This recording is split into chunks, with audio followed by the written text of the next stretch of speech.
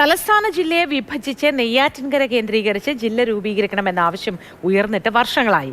നെയ്യാറ്റിൻകര, കാട്ടാക്കട താലൂക്കുകൾ ചേർത്ത് ജില്ലയാക്കണം എന്നാണ് നെയ്യാറ്റിൻകര ജില്ലാ രൂപീകരണ സമിതിയുടെ ആവശ്യം.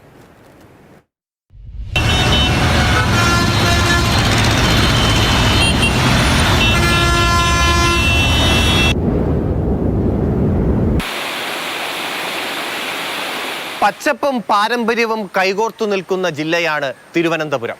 മലകളും വനങ്ങളും കടലും നഗരങ്ങളും ചേർന്നൊരു വിശാലമായൊരു കുടുംബം.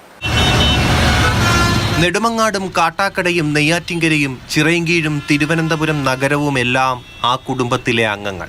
അങ്ങനെയിരിക്കെ പുതിയ ജില്ലകളും താലൂക്കുകളും രൂപീകരിക്കുന്നതിൻ്റെ ആവശ്യകതയെക്കുറിച്ച് പഠിക്കാൻ ഒരു കമ്മീഷൻ നിയമിക്കും. തിരുവനന്തപുരം ജില്ലയുടെ കിഴക്കൻ ഭാഗവും കരമനയാറിന് തെക്കുള്ള പ്രദേശങ്ങളും, അതായത് നെയ്യാറ്റിൻകര താലൂക്കും കാട്ടാക്കട താലൂക്കും ചേർത്ത് പുതിയൊരു ജില്ലയാക്കണമെന്ന ആവശ്യം മുന്നോട്ട് വന്നിട്ട് 10 വർഷം കഴിഞ്ഞു. സാധാരണ ജനങ്ങളുടെ സൗകര്യങ്ങൾ, മലയോര മേഖലകളിൽ വരുന്ന കാര്യങ്ങൾ, അവരിലേക്ക് വികസനങ്ങൾ എത്തുന്നതിൻ്റെ കുറവുകളൊക്കെ ഉണ്ട്.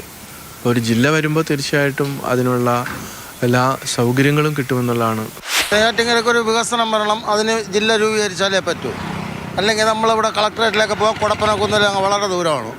നെയ്യാറ്റിൻകര ജില്ല വന്നു കഴിഞ്ഞാൽ അമ്പൂരിയുള്ളവർക്ക് നമുക്കൊക്കെ വലിയൊരു സഹായമാകുമായിരുന്നു. തെക്കൻ ഗുരുവായൂർ എന്നറിയപ്പെടുന്ന ശ്രീകൃഷ്ണസ്വാമി ക്ഷേത്രമാണ് എനിക്ക് പിന്നിൽ കാണുന്നത്. ഈ ക്ഷേത്രം സ്ഥിതി ചെയ്യുന്ന നെയ്യാറ്റിൻകര ആസ്ഥാനമായൊരു ജില്ലയാണ് ആവശ്യപ്പെടുന്നത്. തിരുവനന്തപുരം ജില്ലയിൽ കരമനയാറിന് തെക്കുള്ള ജനസംഖ്യ 11.5 ലക്ഷത്തോളം വരും. നെയ്യാറ്റിൻകര കാട്ടാക്കട താലൂക്കുകളിലെ മാത്രം ജനസംഖ്യ ഏകദേശം 10 ലക്ഷമാണ്. നമ്മുടെ സംസ്ഥാനത്ത് പ്രതിശിഷ്ട വരുമാനം ഏറ്റവും കുറവുള്ള പ്രദേശം നെയ്യാറ്റിൻകരയാണ്. അതായത് 280 രൂപ കൊണ്ട് തങ്ങളുടെ ജീവിതത്തിൻ്റെ രണ്ടറ്റം കൂട്ടിമുട്ടുവാനായിട്ട് പെടാപാടുപെടുന്ന സാധാരണക്കാരും പട്ടിണിപ്പാവങ്ങളുമായിട്ടുള്ള ആളുകളുടെ ഒരു പ്രദേശമാണ് നെയ്യാറ്റിൻകര കാട്ടാക്കട താലൂക്കുകൾ. പല കടമ്പകളും മറികടന്ന് വേണം ഒരു ജില്ലാ വിഭജനം നടത്താൻ. പക്ഷേ നെയ്യാറ്റിൻകരയിലേക്ക് എത്തുമ്പോൾ അത്തരം കടമ്പകൾ കുറവാണെന്ന വാദവും ഉയരുകയാണ്.